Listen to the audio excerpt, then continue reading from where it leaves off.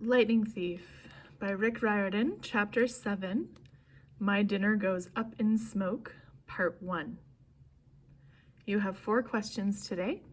What does Percy realize about the toilets incident? Percy discovers he is half human and half what? When did Annabeth arrive at camp? What does Annabeth really want? Word of the bathroom incident spread immediately. Wherever I went, campers pointed at me and murmured something about toilet water.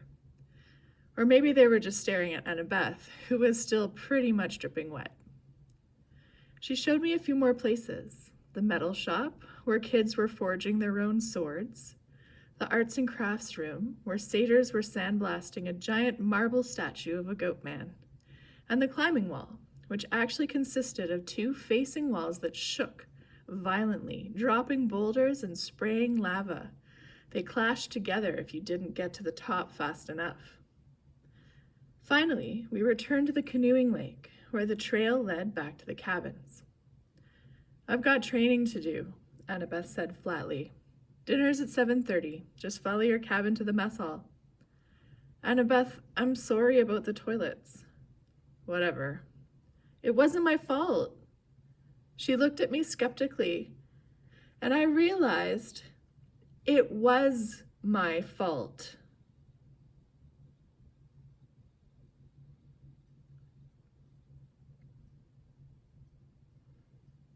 I'd made the water shoot out of the bathroom fixtures.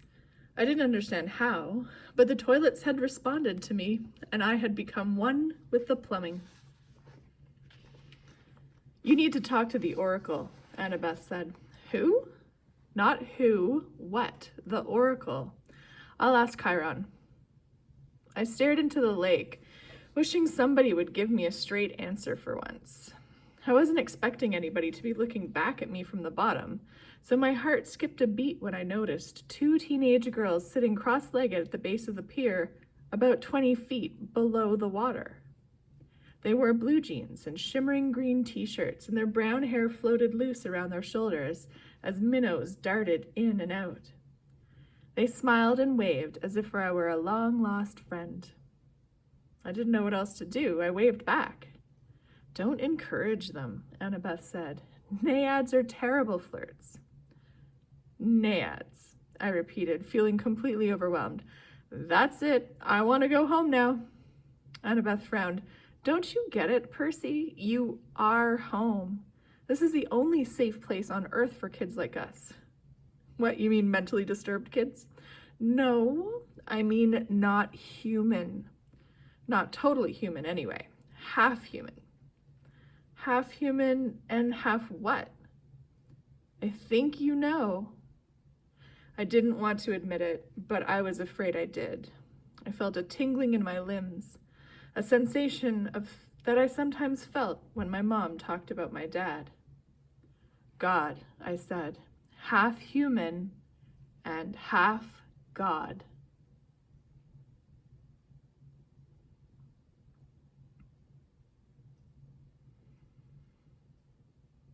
Annabeth nodded. Your father isn't dead, Percy. He's one of the Olympians. That's crazy. Is it? What's the most common thing gods did in the old stories? They ran around falling in love with humans and having kids with them. Do you think they've changed their habits in the last few millennia? But those are just, I almost said myths again. Then I remembered Chiron's warning that in 2,000 years I might be considered a myth. But if all the kids here are half gods, demigods, Annabeth said, that's the official term, or half-bloods. Then who's your dad? Her hands tightened around the pier railing. I got the feeling I'd just trespassed on a sensitive subject. My dad is a professor at West Point, she said. I haven't seen him since I was very small. He teaches American history.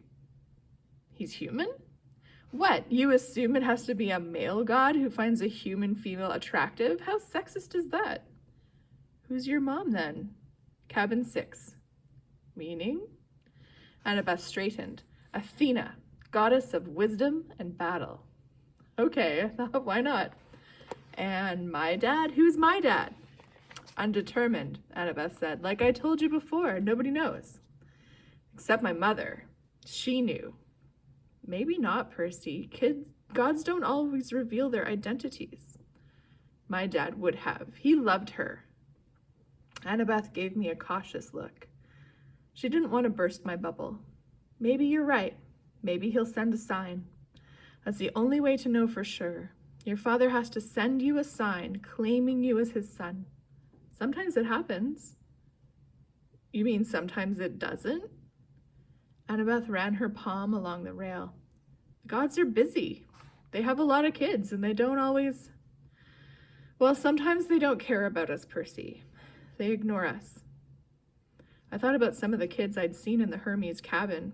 Teenagers who looked sullen and depressed, as if they were waiting for a call that would never come. I'd known kids like that at Yancey Academy, shuffled off to boarding school by rich parents who didn't have the time to deal with them. The gods should behave better. So I'm stuck here, I said. That's it? For the rest of my life? It depends, Annabeth said. Some campers only stay for the summer. If you're a child of Aphrodite or Demeter, you're probably not a really powerful force. The monsters might ignore you, so you can get by with a few months of summer training and live in the mortal world the rest of the year. But for some of us, it's too dangerous to leave. We are year-rounders. In the mortal world, we attract monsters. They sense us. They come to challenge us. Most of the time, they'll ignore us until we're old enough to cause trouble, about 10 or 11. But after that, most demigods either make their way here or they get killed off. A few manage to survive in the outside world and become famous. Believe me, if I told you the names, you'd know them. Some don't even realize they're demigods, but very, very few are like that. So, monsters can't get in here? Annabeth shook her head.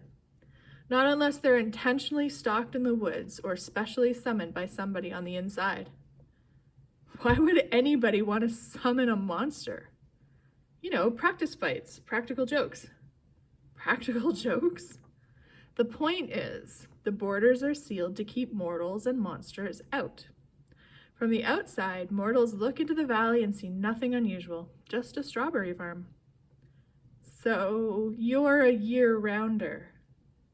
Annabeth nodded. From under the collar of her t-shirt, she pulled a leather necklace with 5 clay beads of different colors. It was just like Luke's, except Annabeth's also had a big gold ring strung on it, like a college ring. I've been here since I was 7.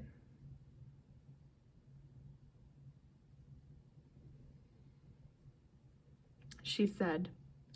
Every August, on the last day of the summer session, you get a bead for surviving another year. I've been here longer than most of the counselors, and they're all in college. Why did you come so young? She twisted the ring on her necklace. None of your business. Oh. I stood there for a minute in uncomfortable silence. So, I could just walk right out of here, right now, if I wanted to. It would be suicide, but you could, with Mr. D or Chiron's permission. But they wouldn't give permission until the end of the summer session unless... Unless? You were granted a quest. But that hardly ever happens. The last time... Her voice trailed off. I could tell from her tone that the last time hadn't gone well. Back in the sick room, I said, when you were feeding me that stuff? Ambrosia. Yeah, you asked me something about the summer solstice. Annabeth's shoulders tensed. So you do know something? Well, no. Back at my old school, I overheard Grover and Chiron talking about it. Grover mentioned the summer solstice. He said something like we didn't have much time because of the deadline. What did that mean? She clenched her fists. I wish I knew. Chiron and the satyrs, they know, but they won't tell me. Something is wrong in Olympus. Something pretty major. Last time I was there, everything seemed so normal. You've been to Olympus? Some of us year-rounders, Luke and Clarice and I and a few others, we took a field trip during winter solstice. That's when the gods have their big annual council. But how did you get there? The Long Island Railroad, of course. You get off at Penn Station, Empire State Building, special elevator to the 600th floor. She looked at me like she was sure I must know this already. You are a New Yorker, right? Oh, sure. But as far as I knew, there were only 102 floors in the Empire State Building. But I decided not to point that out. Right after we visited, Annabeth continued, the weather got weird, as if the gods had started fighting. A couple of times since, I've overheard satyrs talking. The best I can figure out is that something important was stolen. And if it isn't returned by summer solstice, there's going to be trouble. When you came, I was hoping... Athena can get along with just about anybody except for Ares. And of course, she's got the rivalry with Poseidon. But aside from that, I thought we could work together. I thought you might know something. I shook my head.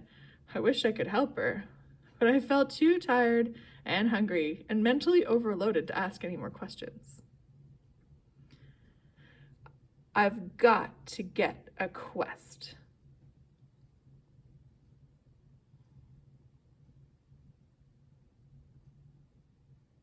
Annabeth muttered to herself, I'm not too young. If they would just tell me the problem. I could smell barbecue smoke coming from somewhere nearby. Annabeth must have heard my stomach growl. She told me to go on. She'd catch me later. I left her on the pier, tracing her finger across the rail as if drawing a battle plan.